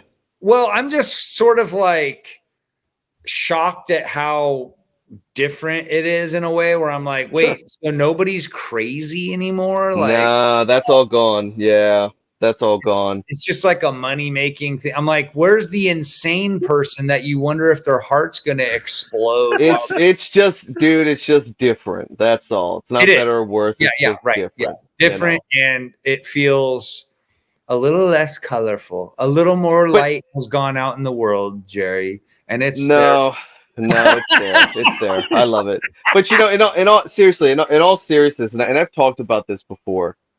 One of the reasons why I talk about this stuff, whether it's about comic books or horror movies or fantasy shit or D&D and wrestling and all that, is because when I was younger, before the dawn of the internet and social media and shit like that, no one in the fucking sticks where I grew up gave a shit. No one cared about that shit. It was literally just me. I mean, there were some people that kind of, sort of, but like I was very aware after a while that even people that were into Dungeons and Dragons or art or this, I was still like up here with it, and they were still kind of down here. And for me, it was like I never felt bad about it. And when I say like I spent a lot of time by myself, it wasn't like I was a lonely kid. I had friends, but I'd rather just stay at home, read my dad's heavy metal magazines, trying to draw, the X-Men or some shit like that horribly, and what's great about, with all the negative bullshit with social media, one of the really cool things is, especially I noticed it with like my daughter who's 13, everything's cool now. It's really wild. Like there is no ostracizing. People who are into this shit, it's like, yeah, there's a group there. It's very easy to access these subcultures now that at the time was like, what the fuck? Like how, you were into D&D, like, okay, but like who do you play with? You went to the local comic book shop and it was scary as fuck. A bunch of people like me playing, and that kind of stuff. So, that's why like I'm always really passionate about this stuff, especially when it comes to comics, because it's such an important thing to me. Especially heavy metal, even though it's had its really bad years and its really lean years, which is like seemed to happen a lot, right? But it was still, for me, it was such an important thing. 1994, Savage, Epic, not all of them were good. Not all the art was good. Savage Sword of Conan, my dad, being an immigrant, loved fucking Conan. Conan was like, I think he thought that's what Americans were. Like you were either John Wayne or Conan. Or so I think my dad is like every Savage Sword. What's that? Or Crispin Glover. You're like, I don't think that was in his wheelhouse, bro. That was definitely not someone he emulated. Or emo. No. It was Schwarzenegger. It was Conan. And I read a lot of Savage Sword of Conan growing up, and not all the art was spectacular, right? But as I've said, like, and we talked about this, like this comic book I've been working on for about 1.5 years now. You know what I mean? Trying to figure out, can I do it? How do I want to do it? Fitting in the time to do it and all that kind of stuff. And and it's this weird kind of. Oh, I Hmm. like that one middle page. That's one of my favorite pages. Dude, these 3 pages are astounding. Yeah, thank Truly, you. I appreciate it. yeah, like, Yeah. dude, really, that's some underground shit right there, buddy. Thank you. Yeah, Thank I you. love all the negative Yeah. space, man, and little pockets like detail. Dude, Well, because you have to remember that it's going to be colored, Yeah. and I don't feel the need. Like, for example, he's wearing a this tiger cape of like tiger fur. It's like I don't have to put in like a bunch of different slashes and cross hatching. I know I can, it doesn't have to be that. You know what I mean? Um, damn, and so dude. so like I mean I know it's kind of nerdish and kind of pretentious, but yeah, I really take this stuff seriously, and so It looks badass. It looks thanks, like, man. I mean, it captures the exact aesthetic of 70s, like fantasy. This dude's beautiful. Thank you. Yeah. Yeah. It looks really unique too, man. Like I Mhm. know where you're coming from with it, but I like mean, it's unique if you don't know the people that I'm copying. I mean, but there's just You there's know. things with your touch, the way that you're ultimately gonna draw and ink stuff, that it just looks like you. It I doesn't would look like say, something. yeah, I would say you think it's like, like, kind of like a rip off or something, but it's not that. It is its own thing. It's like a nod at it, man. Yeah, it's more like a little, nod or a little wink, like, yeah, you know what I'm talking about. It's Well, cool. yeah, especially if you've ever read heavy metal. So yeah, But yeah, it's been a lot of fun. And so going all the way back to what you were saying, advice that you gave me a while back is like, what do you want to do? Mm-hmm. And I love painting album covers, because that's another huge part of my life was, again, being at my mom and dad's house by myself, picking up Sepultura's Arise purely because that cover kicked ass. And I was like, I wonder what this sounds like. I was like, oh shit, this is a lot different than I thought. And then just staring at it, and I did have one person come up to me at a show. It was at an Eternal Champion show here in Philly, and they found out that I did the album cover for Iron Age, and he's like, "Oh, you did that?" And I said, "Yeah, I did." Again, being like a dick, being like, "Yeah, I did it." Yep. And he's like, "Dude," he's like, "I've stared at that album cover for like hours while listening to the album," and I was like, "That's really cool," because I mean, that was me. You know what I mean? Staring at Ken Kelly's Man of War shit. Of course, the Naked Ladies helped. You know what I mean? But then, like, listening to Man of War, and just staring at it, I was like, that's actually pretty goddamn cool. Yeah. And same thing with comics. If someone ever, this ever comes out and people read it and be like, "Yo, this is pretty cool, man. I had a lot of fun reading it." Like, cool. It's worth it. Right. And you will absorb it and you will feel the love of the universe. Actually, I'll probably come off as a super dick while they're saying Stop. it. You gotta stop. Stop. You gotta be sweet. You gotta say thank you. I really appreciate that. Yeah, I'm learning to do that. It'd be funny. You can like kind of turn it around there. You can be like, they're like, dude, I really love your art. Like, thank you very much. I hear you. I understand. Like, I mean, I get that I'm your favorite artist. I'm the best. They're like, whoa. I didn't actually. I did not mean that. I mean, clearly it's good. Yeah, it's okay. I understand.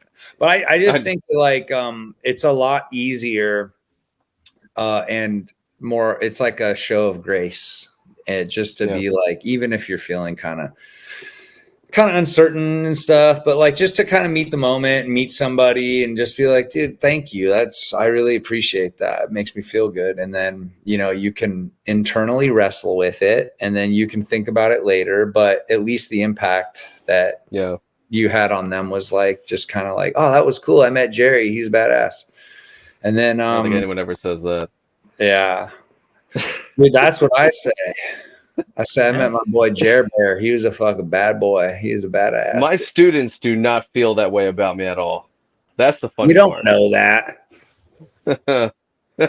Go in there and be like, let me ask you a question.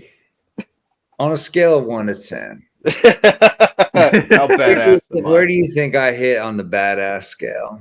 You got to make it anonymous though, because Yeah. they're gonna try to get good grades. Just slip a note Yeah, like, onto the test. be like, I don't know where these notes came from, but they just wanted me to give them to you. And it's like, is Jerry a badass? Scale of 1 to 10, circle, whatever. And then dude, that would be fun. That's fun. Be like, every time you guys think I'm a nerd, just know I do album covers for Maggot Stomp. That's Yeah, cool. I think They'd be like, what? I think it'd be so funny to be a teacher. How old are the people? They're college students. Oh, to like 20. so it's harder to stick them.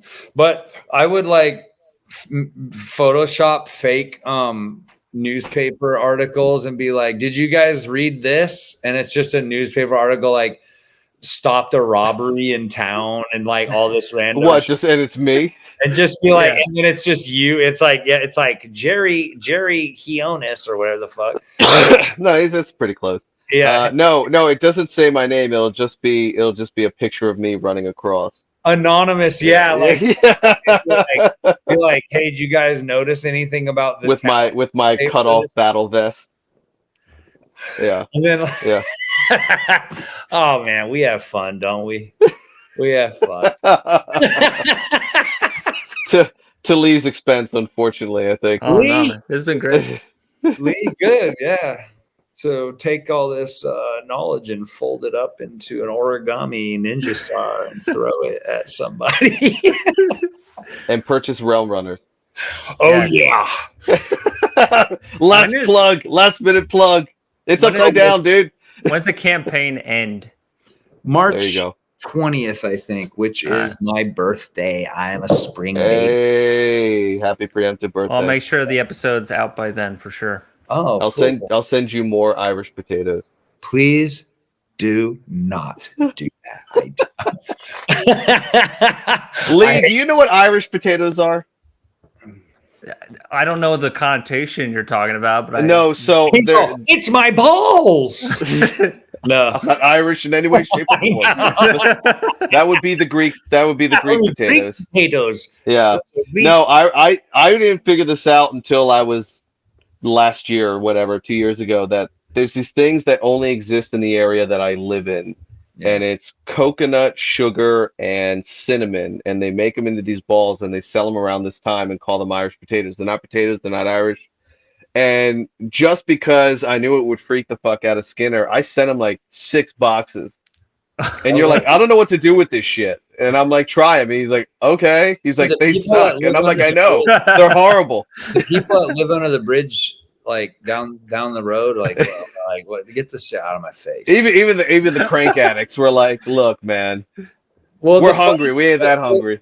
Those things are abominations, dude. They're terrible. They're fucking horrible, but they sell like all the time around here. Philadelphia is a nightmare zone, and it is the zeitgeist of white trash Philadelphia. I want to go there. Well, those things. I think that the CIA got the government to create those Irish trying to kill the white trash people in America, and like. It's not working because they're still here, man.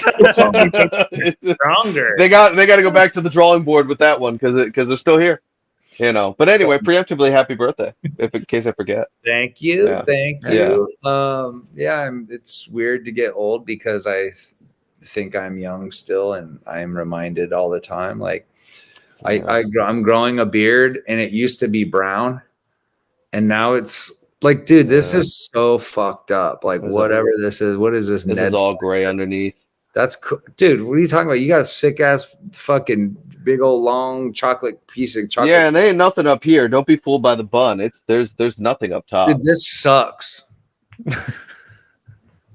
What, your beard? It's not. I've seen worse.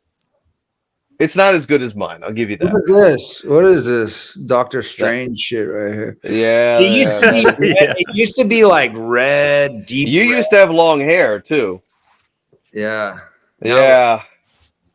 Well, you know what that means? That means you have a lot of testosterone. Does it? That's what I've heard. If you go bald, that means you got like amped up testosterone. I'm ready. Listen, man. Really? I think that's just what bald people say. You know, to make ourselves feel better. Yeah, it's not true at all. It's got no science based in it whatsoever. If I have so much testosterone, how come I just want to lay down and die? Yeah. Why does my back hurt all the time? Yeah. Face front in the mud, just laying down, like, well, that's a guy who got too much testosterone again. I got that high T, baby. Yeah. Well, I don't know, man. I don't know if we're at 2 hours. What do you think? Yeah. Let's wrap. I think we should end on buy Realm Runners. Buy Realm Runners. If you wish, go to my campaign and you will get cool free things and you will support my little dreams, my little Realm Runner dreams. And then, get ready for the next project, whatever it is after that. Your next fucking Kickstarter. Yeah.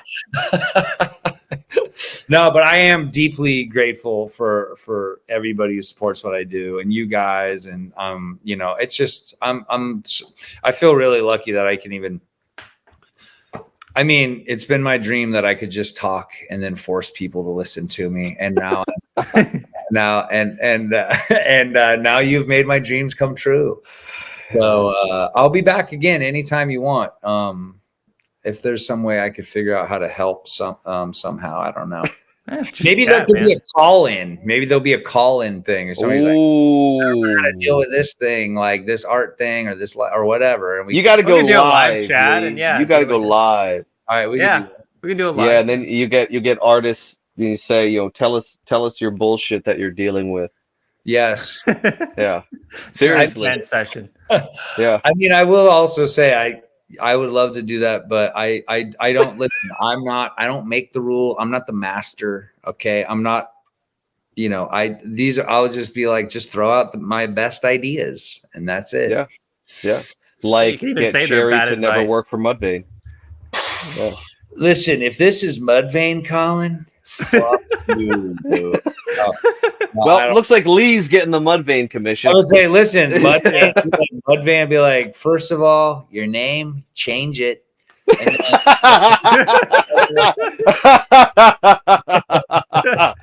can you dig that? You know why? Here's the thing. It's too easy just to call you Pudvayne. And you don't want to be like, dude, it's like literally Pudvayne, dude. Come on. Yeah. Because people will know it's a penis vein. They're going to be like, that's all they're going to think about. The beloved penis vein is back in action. So, all right. So did I? On that note, yeah, we have to end right then. Okay. All right, you guys have a good night. Likewise. We had the best time ever. Always good talking to you, Lee. Yeah. Always good talking to you, Skinner. Yes. It is fun, isn't it? All right. See you, gentlemen, later. Thank you, everybody, for watching. Thank you so much. Bye-bye.